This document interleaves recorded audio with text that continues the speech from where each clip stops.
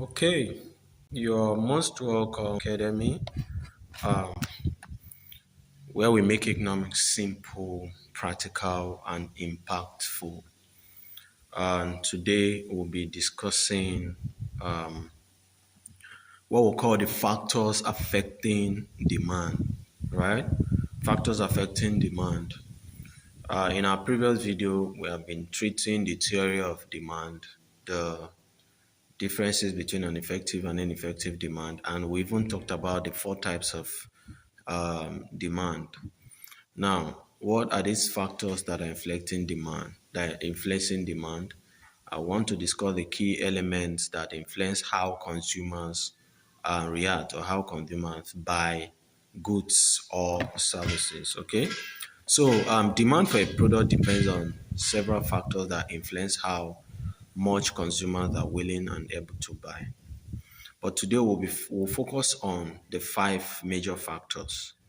I think demand has about more than 10 or 15 factors that are affecting demand, right? But today we'll be discussing five major factors. And before we proceed, I would like you to always subscribe to our channel at Dpenomics Academy, especially for those who are writing exams and who want to understand economics in a very simple term and simple way. Because whether we like it or not, economics is a part of life. In everything we do in life, we must always, one way or the other, practice economics. Be you a doctor, a lawyer, or whatever, economics in one way or the other of our life are being practiced knowingly and unknowingly. So we are going to discuss the first factor, which is called price of the commodity.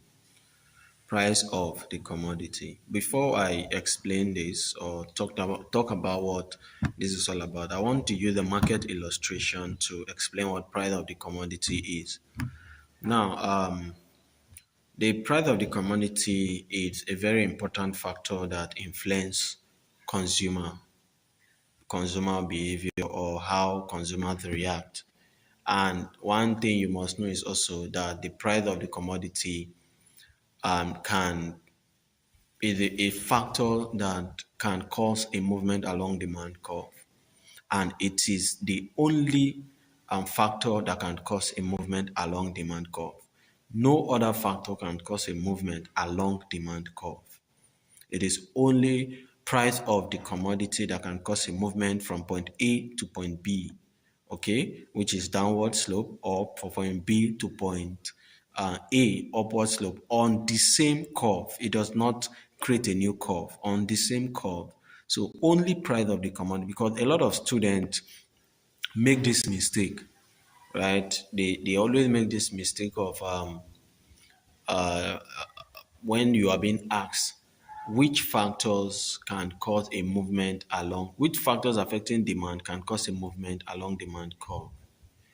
It is important to know that only price can cause a movement along demand curve. Every other factors can only cause a shift in demand, right?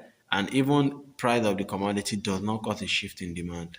It's only price of related commodity that can cause a shift in demand and other factors. But only price of the commodity cause a movement along demand curve. There's a reason why I'm hitting this very serious, because a lot of students do this mistake. Okay. Now, how does price of the commodity affect or influence demand? Now, when price of a commodity falls, right, demand will increase. And when the price rises, demand decreases. Now, let's take for instance a market illustration. I enters a market or a supermarket and I want to buy rice in bags, right? And maybe what I have is 100,000 naira as a trader, and I want to buy 5 bags of rice at 20,000 naira each, which is per one, 20,000 naira for 5 bags of rice. And when I get to the supermarket or the market, the seller or the trader tells me that there's an increase in the price of this commodity, the rice. right? There's an increase in the price of rice. That is the price of the commodity from 20,000 naira to maybe 30,000 naira. Now, the question I want to ask you is when there's an increase, how do you react? Do you still buy the 5 bags you initially planned to buy? With the money you are holding, the 100,000 naira, will it be enough for you to buy 5 bags? Definitely, it will not be enough for you. So, in other words, as the price has increased, demand has fallen. So, because of the price of this commodity, there's a reaction that has happened to demand, and it has caused demand to decrease. But now let's take a scenario whereby you get to the market and you are told that these bags of rice, which are 20,000 naira per one, have reduced to 10,000 naira. Initially, you left the house to buy 5 bags of rice at 20,000 naira each, making 100,000. And when you get to the market, you're told that the rice has dropped. The price of the rice has dropped from 20,000 naira to 10,000 naira. How do you react? I want to hear your reaction in the comment section. If you're watching our video live, I want to hear your video, your comment, and even when you're watching the replay, I also want to hear your comments, right? So now I believe that if there is a fall in price, instead of me buying the 5 bag, I can buy 6 bag because as the price falls, demand increases. That is the logic, right? It is a very simple logic. We have all one way or the other gone to the market or the supermarket to buy these products, and when we get there, we notice that if price increases, we tend to buy less of that commodity, and when price falls or reduces, we tend to buy more of that commodity. It is a natural phenomenon, right?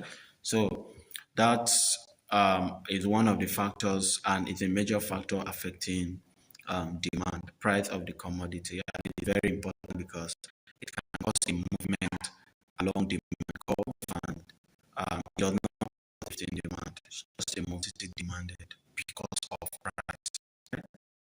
So that factor affecting demand is what we call income of the consumer. Income of the consumer. Now, before we move into a market illustration or a real life example, you and I will agree that if your salary increases from maybe 10,000 to 20,000 naira, you tend to buy more of normal goods. More of normal goods. Why I say more of normal goods is in our next video when we treat income elasticity of demand, you will know what more of normal goods, inferior goods, and necessity goods, right? So when your income increases, there's more demand. You tend to buy more of a particular product, right? And when your income reduces, maybe from 20,000 naira to maybe 10,000 naira, your demand also reduces, right? So let's take, for instance, I'm working in a construction company, and I'm being paid 50,000 naira as salary. Now, there are limits to what I can buy because I don't have enough money to buy these things. Especially when I see people wearing designers' clothes, eating better foods, right? There are limits to what I can buy. I will always go for the cheaper food or the cheaper clothes because I don't have enough money to purchase these luxury goods or items. So these luxury goods or items are called the normal goods, right? And as people always go for them as their income increases, demand will be said to be elastic, right? Now, because of the idea of me not having enough money, I'll go for cheap goods. But imagine my salary increase from 50,000 naira to 150,000 naira. Nobody needs to tell me to start buying good clothes because the mentality of my salary had increased. I'm no longer that 50,000 naira salary earner. I'm now a 150,000 naira salary earner, right? So definitely my income, as my income increases, my demand will increase. Now, start buying better food, better clothes, eating good food, living a good environment, right? But imagine I'm receiving 50,000 naira and this money reduces from 50 to maybe 40 or 30,000 naira. I'll tend to buy less clothes. I'll tend to buy cheap clothes and I'll tend to eat cheap food, right? And this can be called inferior goods. Now, let me take a market example of when my salary increases and before my salary increases, I'm eating what is it called? Gary, right? Gary is an example of inferior goods. In some other texts, they'll say jiffing goods, right? When we discuss, if you watch our video on abnormal demand, I explain more about reasons for an abnormal demand, and I talked about jiffing and inferior goods. So I would advise you go back to our video and watch so that you understand this properly. So if I do it by Gary and my income increases from a particular amount to a new amount, I would tend to move from Gary to Semovita or Semolina or wheat, right? And we according to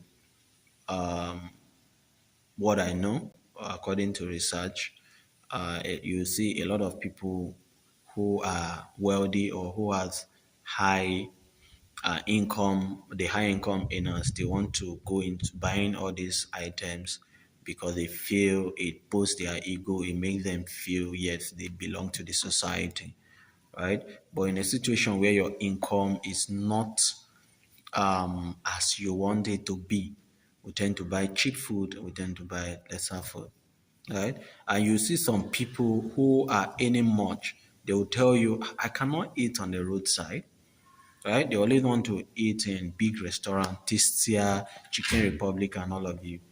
But somebody who is not receiving good amount of money, whose income is low, will not want to eat in this big restaurant because they can't afford it. So they tend to eat on the roadside. So this is how income of the consumer can drastically affect and demand either positively or negatively. Now, the third factors affecting demand is what we call taste and fashion. Taste and fashion is a practical thing that one way or the other we have experienced, right?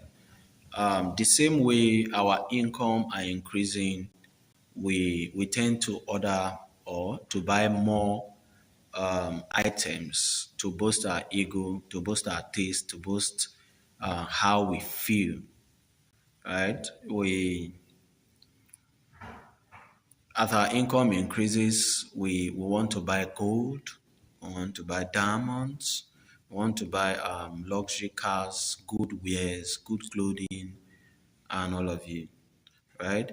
And also, as the income reduces, we tend to buy less of these items. And another example is I can tell you I prefer a shirt and a trouser, and another person will tell you, no, I don't like shirt and trouser. I prefer a senator material, right? Some another person will tell you, some people will tell you, "Ah, I love Ankara. I always like wearing Ankara. I feel okay. I feel comfortable wearing Ankara." These are their taste. It is their fashion. It is what they want, right? Now, imagine in a community of 200 people, and out of these 200 people, 150 persons prefer to wear senator over every other clothes. And the remaining, out of the remaining 50, about 30 prefer shirt and trouser, and the remaining 20 prefer Ankara. Now, in the comment section, tell me, how does this affect the demand for senator material, Ankara, and the shirts? It's a question. So in your comment section, I want you to think about it logically and tell me what you feel will affect this yes, right? So that way you will be able to know the difference between how taste and fashion affects demand positively and affect demand negatively. Okay. So moving forward, another example we have is what we call price of related commodity. Yes, price of related commodity. Now, there's a difference between price of the commodity and price of related commodity. Price of related commodity are price of substitute goods. Okay? Price of substitute goods. Let's say the price of Omo over Viva. The price of Coke over Pepsi. The price of Fanta over Mirinda. Okay? The price of coffee over tea. The price of Close Up over McLean. The price of what have you. There are so many real life examples that we know. So those are price of related commodity. They are substitute commodities. Now it is important that you know that how does this affect the or influence demand, either positive or negative. Now let me just give a market illustration of imagine me or imagine yourself being in a supermarket where you want to buy toothpaste. And when you get to the supermarket, the cost of close up is 2,000 naira per one, and the cost of McLean is 1,000 naira per one, and also the cost of herbal toothpaste is 500 naira per one. Now, the question is, which one will you go for? That is the question. The prices are different. The prices varies, which are they are both substitute. So if you don't use close up, you can use McLean or you can use herbal toothpaste. Now these products vary, the prices varies, right? Those are price of related commodity. They are substitute commodity that if you do not want to buy one, you can buy the other. Right? So now imagine we buy toothpaste over close up. Sorry, imagine we buy McLean over close up. It totally means that the price of McLean will increase more than close up. So the factor affecting the demand for McLean is high because people are preferring more of McLean over close up because of what? Because of the price. So let's say close up is sorry, McLean is 500 naira and close up is 1,000 naira, and somebody will tell you the both of them are toothpaste.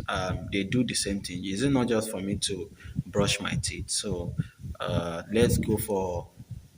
I prefer to buy two of McLean and to buy one close up for 1,000 naira. So a lot of people can decide that, and when people go for McLean more because of the price, now close up will be affected negatively. So that is what the price of the commodity is all about. Now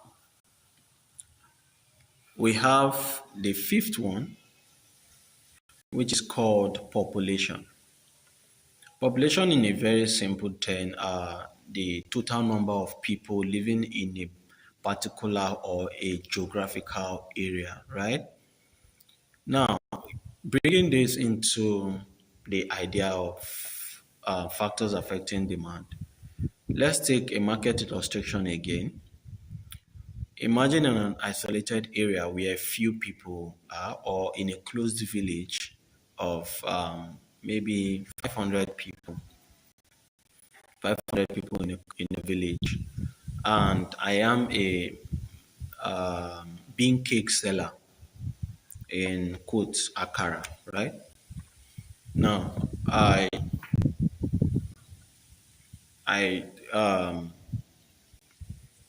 maybe I bought two module or three modules of beans.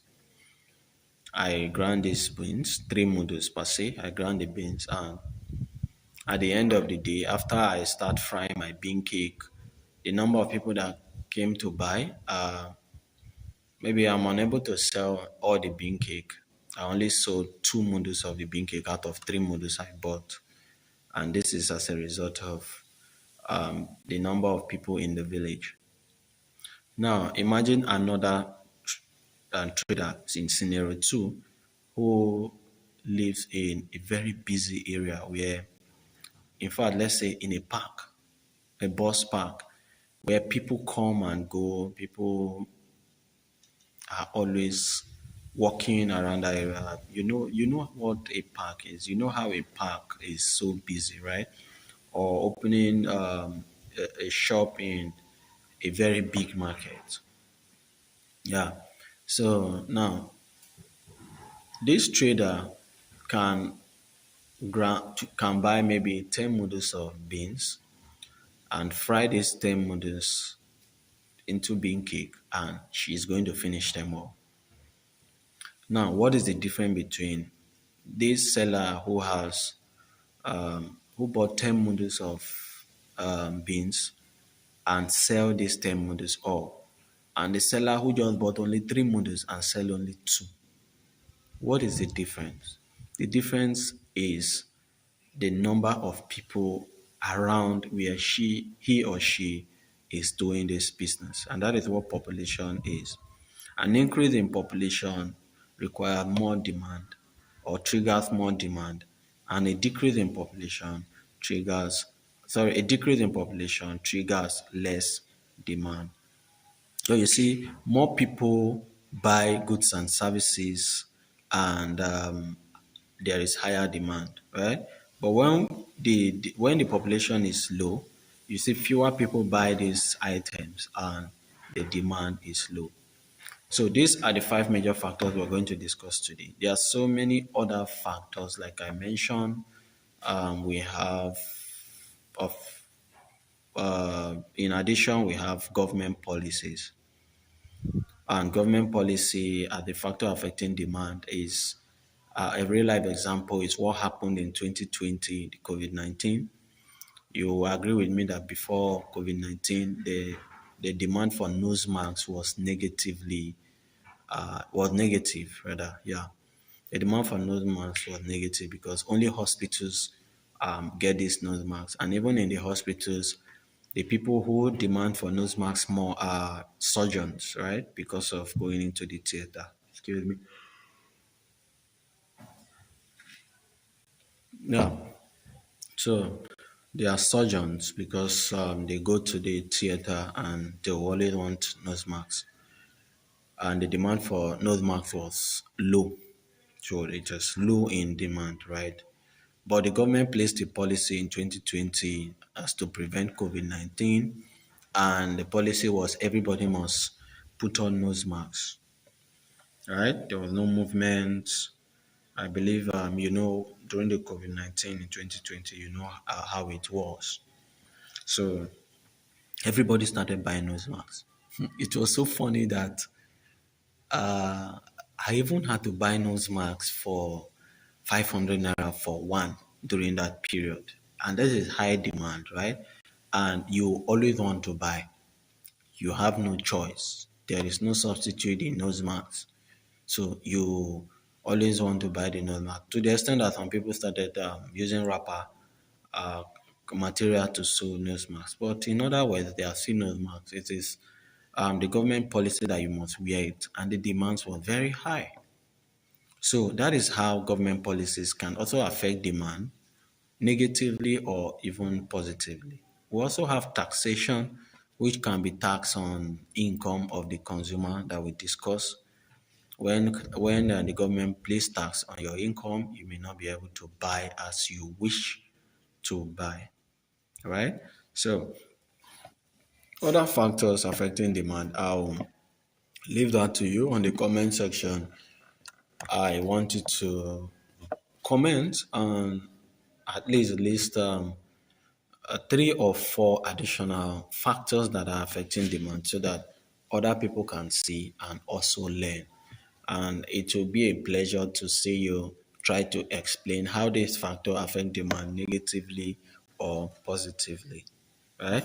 So at this point, this brings us to the end of our lessons.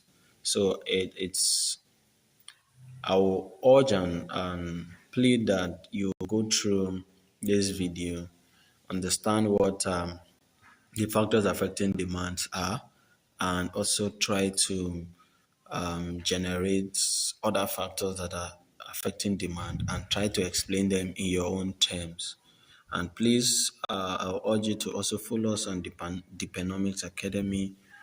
In this platform, we make economics simple, we make economics practical, right? Especially, for example, focus on our daily life activities. Okay, Dpenomics is an educational channel, an educational tool for helping students who are in their secondary education or out of school, children, or even those who are preparing for an exam to come out with flying colors.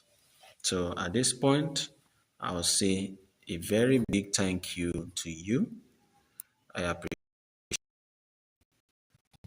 Thank you so much. So I'll go through my chat now to see comments and also reply to them.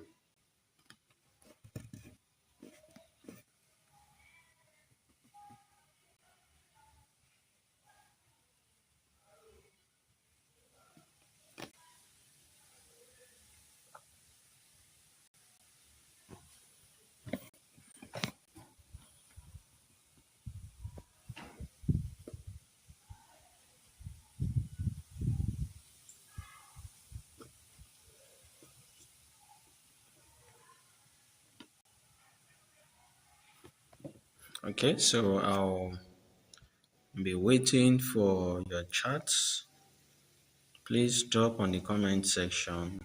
Drop your chat on the comment section so that we can see what you think about the factors affecting demand. And also please subscribe to the Dpenomics Academy if this video you find this video very interesting and you find it impactful. Thank you so much for watching. So we come to the end of our class today.